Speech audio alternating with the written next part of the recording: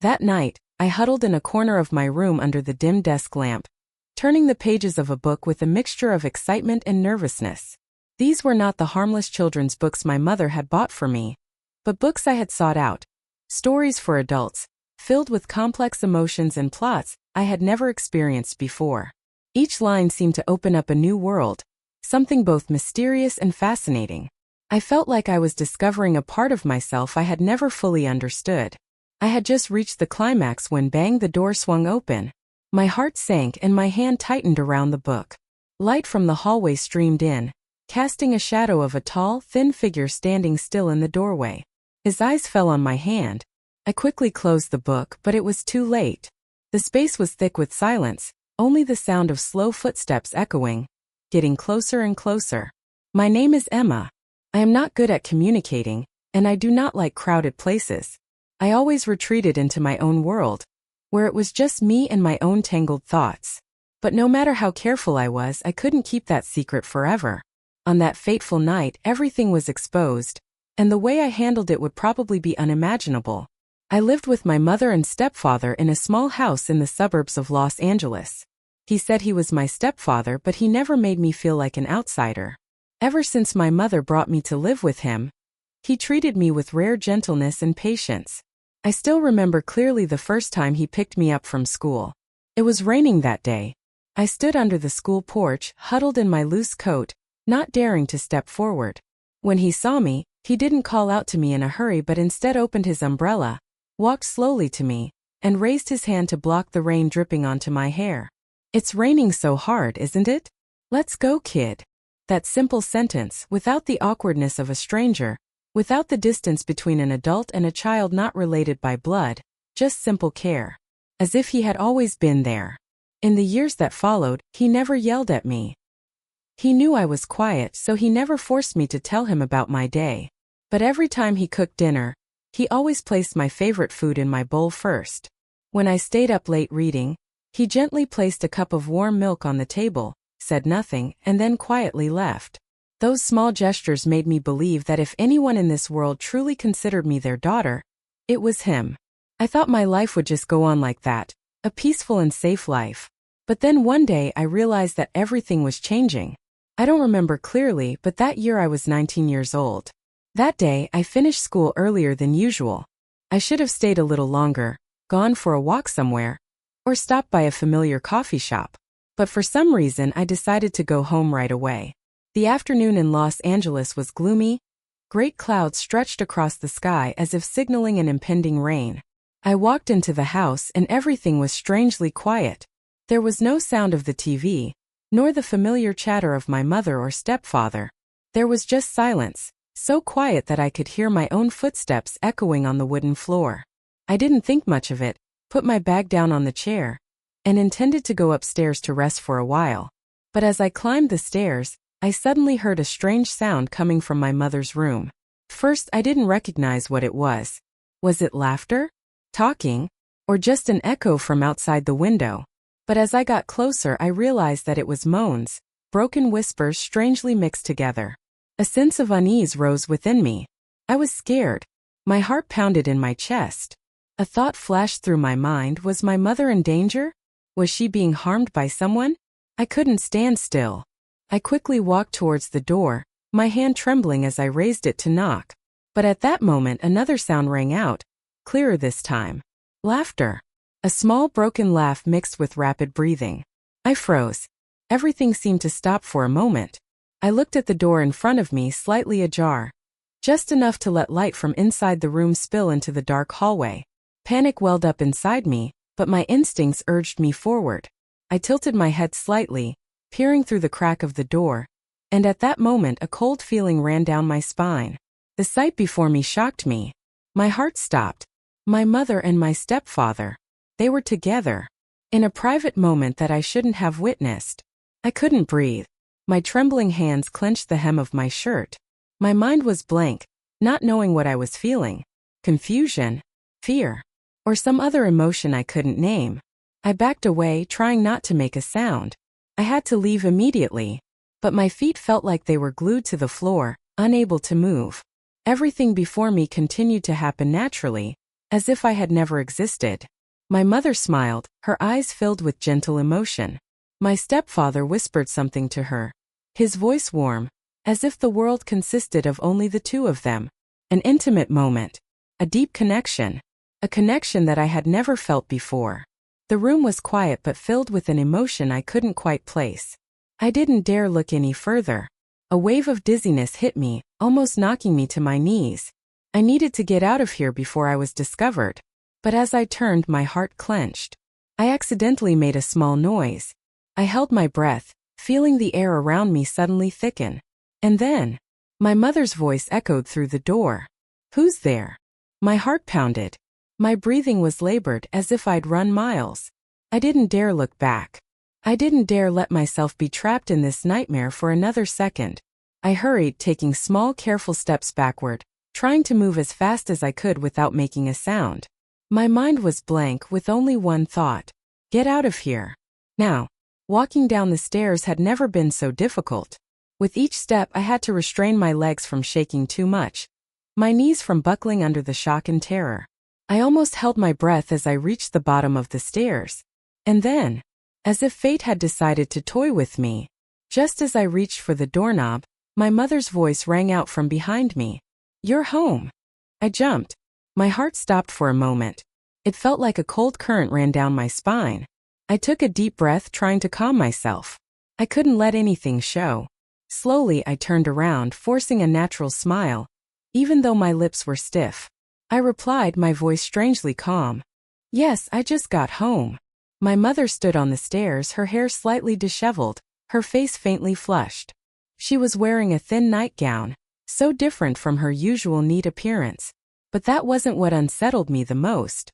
It was the fact that she didn't seem to notice anything unusual about me. Not a trace of suspicion. Not a flicker of wariness. I let out a slow breath, my chest loosening ever so slightly. But then her gaze swept over me and stopped. Instinctively, I followed her line of sight. My heart dropped. My school bag. It was still sitting on the sofa, right in the middle of the living room, too obvious to be overlooked. I held my breath. My hands clenched into fists. Mom stared at the bag for what must have been just a split second, but to me it felt like an eternity. Then she blinked, her expression softening as if nothing had happened. She didn't ask any questions. Didn't probe further. Instead, she gave a faint smile and said, "Okay, go upstairs." I nodded slightly, turned and began my ascent. Each step felt heavy, like walking on a tightrope stretched over an abyss. One wrong move and I would plummet. As I passed her, the faint scent of her perfume lingered in the air. A gentle scent that once felt familiar, comforting. But now it made my stomach churn. I didn't dare look at her. Didn't dare let her see my eyes. Because no matter how much I tried to mask it, I was afraid she would notice the trembling buried deep within them.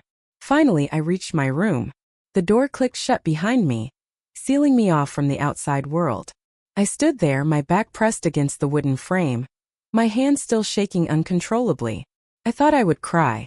I thought I would collapse onto the floor and let the pain crash over me like a tidal wave. But I didn't. I just stood there, silent. An emptiness stretched inside me, vast and endless. Because in that moment I realized I was no longer the same person I had been yesterday. I curled up on my bed, my back against the cold wall, arms wrapped tightly around my knees. The only light in the room came from the desk lamp, casting a dim glow over a small corner of the space. I shut my eyes, tried to push the images away, tried to erase what I had seen. But the harder I tried to forget, the more vividly it replayed in my mind, like a slow-motion film, every detail, every sound echoing endlessly. I hated this feeling. I wanted to purge it from my memory. But no matter how much I struggled, it clung to me, an unwanted presence lurking in the shadows of my thoughts. I should have felt disgusted. I should have been horrified by what I had witnessed. And yet, deep inside there was something else. Something unsettling. Something I couldn't name. It wasn't exactly fear.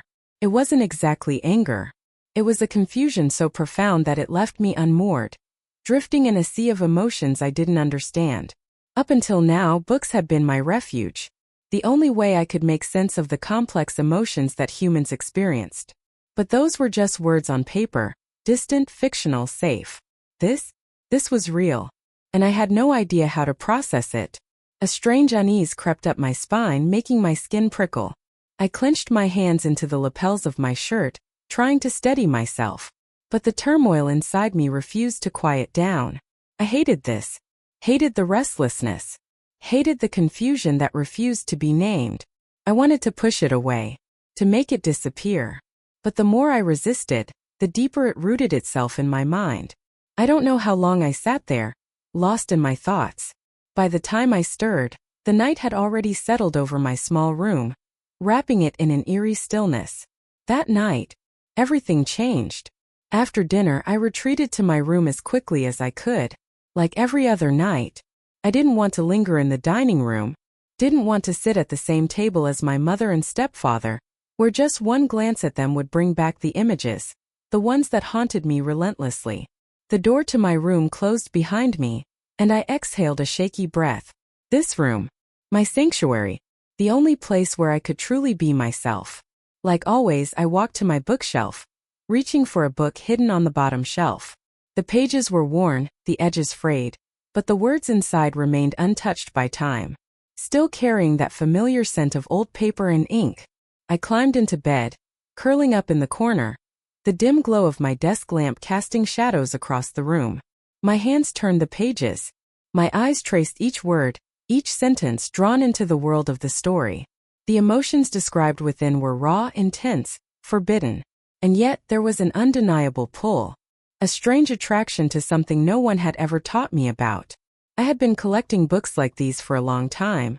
Every visit to the small secondhand bookstore on my way home, I would pick up another one, carefully tucking it away. They were my secret. The only thing I had that was truly mine. I never questioned why I was drawn to them. I just knew that every time I read them, something stirred inside me. Curiosity. Restlessness. A feeling I couldn't quite name. I turned another page. My heartbeat quickened. My breathing slowed. The words before me were captivating, weaving a world both mysterious and intoxicating. And then, bang! The door swung open. The sudden sound jolted me. My heart clenched. My body went rigid. I snapped my head up, eyes wide with panic. Light from the hallway spilled in, casting a long shadow across the room. A tall, thin figure stood in the doorway, unmoving. His eyes locked onto my hands. I followed his gaze. The book. It was still open. For a split second, my blood turned to ice. Without thinking, I snapped it shut. But it was too late. The silence was suffocating. Only the sound of slow, deliberate footsteps echoed through the room. Each step, closer and closer. Then they stopped. The ceiling light flicked on, its harsh glare making me squint. I sat huddled on the bed, the book still clutched tightly in my hands, as if letting go would mean exposing all my secrets. In the doorway, my stepfather stood still. His shadow stretched long across the floor, distorted by the dim hallway light. I didn't dare look at him. My head bowed, my heart pounded erratically in my chest. I had been caught. There was no way to deny it. Yet he said nothing at first. The silence was suffocating, pressing down on me like a weight I couldn't escape. I clenched my fists tighter, bracing myself for scolding, disappointment, maybe even contempt. But when he finally spoke, his voice was soft. "How long have you been reading these, Emma?" I bit my lip, my throat tightening. I couldn't lie. He had seen everything. But telling the truth, that wasn't easy either.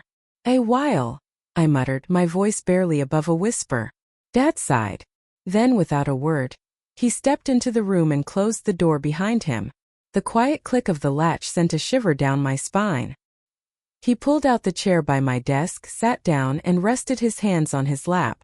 He wasn't looking at me anymore. Instead, his gaze was fixed on the desk lamp, his expression unreadable. At first, I thought it was just passing curiosity, he said finally, his tone even. Not accusing. Not angry. A phase that would disappear on its own. He paused, as if searching for the right words. "But I've been watching you, and you're still the same." I looked up, startled. "You knew." He nodded slightly. "Emma, I'm an adult. There are things you think you're hiding, but they're more obvious than you realize." I felt my stomach tighten. If he had known all along, then why was he bringing it up now? Why had he stayed silent all this time? As if reading my thoughts, my stepfather continued. I wanted to see if you could move past it on your own. But it's been so long, and you haven't. That's why I came here tonight. A lump formed in my throat. I had no idea how to respond. I'm not blaming you, he said.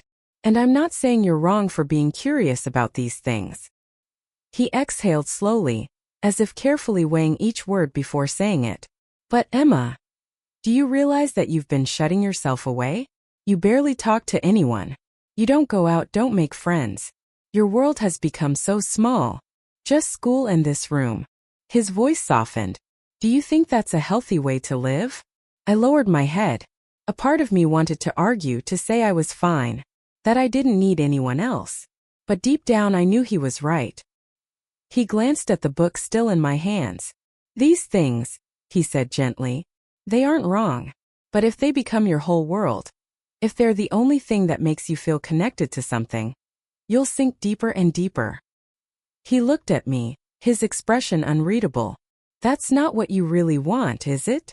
I swallowed hard. I didn't know what to say. A long silence stretched between us. Then my stepfather sighed and stood up. He crossed the room, stopping beside me. His hand reached out, brushing over my hair, the way he used to when I was little. For the first time that night, I felt something loosen in my chest. I'm not saying you have to change overnight, he murmured. But you need to step out of this little world of yours, Emma. You need to meet people, experience real things, instead of just living through words on a page. I hesitated, then looked up at him. But I don't know how, I admitted. He smiled, gentle, understanding. I'll help you. A pause. Tomorrow we'll go somewhere. Just the two of us. Not to talk about this, but to show you how much bigger the world is. I nodded slightly, even though my mind was still in turmoil. My stepfather turned toward the door. But just as he reached for the handle, he stopped. And Emma. I looked up. You're not alone. He held my gaze. Don't lock yourself away. Then he was gone. The door clicked shut behind him. I sat there for a long time, staring down at the book in my lap. His words lingered in my mind. For the first time in a long time, I wondered, was there really a bigger world waiting for me outside this door? The next morning, when I woke up, something felt different. Not the restlessness of the past few days, not the anxiety of keeping secrets, but something else. A quiet relief. As if, after last night, a part of me had been set free. I got out of bed, stretching. Sunlight filtered through the window, painting golden streaks across the floor. I stood there for a moment, taking a deep breath. Slowly I got dressed. A new day had begun. But this time it felt different. A change was stirring within me, one I couldn't yet name. When I came downstairs, my stepfather was already at the kitchen table, sipping his coffee. He looked up when he saw me and smiled. Good morning, Emma. Good morning, Dad, I replied, the words feeling strangely unfamiliar on my tongue. Mom wasn't there. She had left for work early as usual. I was relieved. I wasn't ready to face her yet. Eat up, then we'll head out, my stepfather said, placing a plate of toast and eggs in front of me. I hesitated. Where are we going? He smiled. You eat first. I'll take care of the rest. After breakfast, we drove to a small park on the outskirts of the city. There weren't many people there. A few families walking their dogs. A couple sitting on a bench, chatting softly. Birds chirping in the distance, the scent of fresh earth in the air. He didn't say much.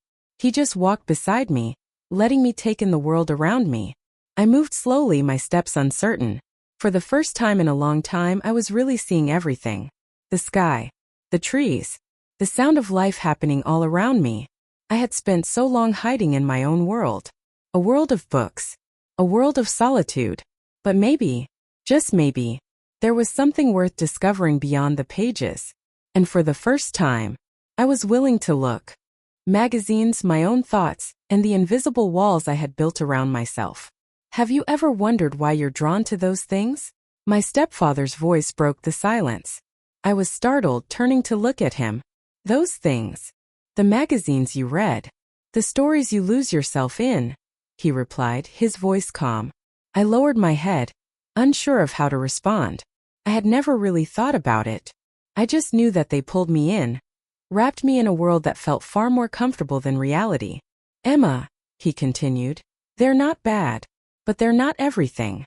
You can't live inside your imagination and shut out the real world. I remained silent. I'm not asking you to change overnight, he said gently, but at least try. Try to open your heart to the world around you. Try to see how many interesting things are waiting for you out there. For the first time, I really listened. A slow change. Over the next few days, I made a change. It wasn't anything drastic. I didn't suddenly become someone different. But I tried.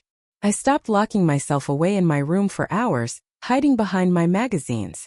Instead, I made an effort to step outside, to spend time with my classmates, to join activities I had never even considered before. First, it was difficult. I wasn't good at conversations. I never knew what to say. But then I realized, no one cared about the little things as much as I thought they did. I didn't have to be perfect. I didn't have to force myself to be someone else. I just had to be me, a better version of myself. I also spent more time with my stepfather. We talked about everything and nothing. Not just serious conversations, but the little moments, the everyday things. He was no longer just a figure I had been wary of. Slowly, he became someone I truly trusted. Letting go. One afternoon, while cleaning my room, I came across a pile of old magazines tucked away in a drawer. I picked one up, flipping through the pages. But this time, something was different. I didn't feel that familiar rush of excitement. I didn't feel the same restless longing. I realized I didn't need them anymore. They had once been my escape, my way of filling the emptiness in my heart. But now that void no longer felt so vast. A small smile touched my lips. I placed the magazines back in a box and pushed them into the corner of my closet. Not because I hated them, not because I wanted to forget, but because I knew I had stepped into a new chapter of my life. A chapter where I was no longer trapped in my own little world. Healing. The change didn't happen overnight. It wasn't sudden or dramatic. It was slow, steady. The things that had once consumed me no longer had the same power over me. They didn't completely disappear. Sometimes memories of them would surface, like echoes of an old habit. But I no longer rushed to them as I once did. I no longer let them control my thoughts and emotions. They were no longer my only escape. Even the memory of what I had witnessed between my mother and stepfather. First it haunted me. It disgusted me. Confused me. But now I didn't feel that same sharp pain. Not because I had forgotten, but because I had learned to accept. There are things in life that happen beyond our control. Things we can't change. My mother wasn't perfect. Neither was my stepfather. They had their own secrets, their own mistakes. But I realized that didn't mean I had to let their choices define my life. I had escaped my own darkness. And now I could look forward with a lighter heart. A message to those like me. Through everything I've been through, I've realized something important. At some point we all lose our way. It could be an obsession with something, an unspoken fear, a secret we thought we'd keep buried forever. But the most important thing? We must face ourselves.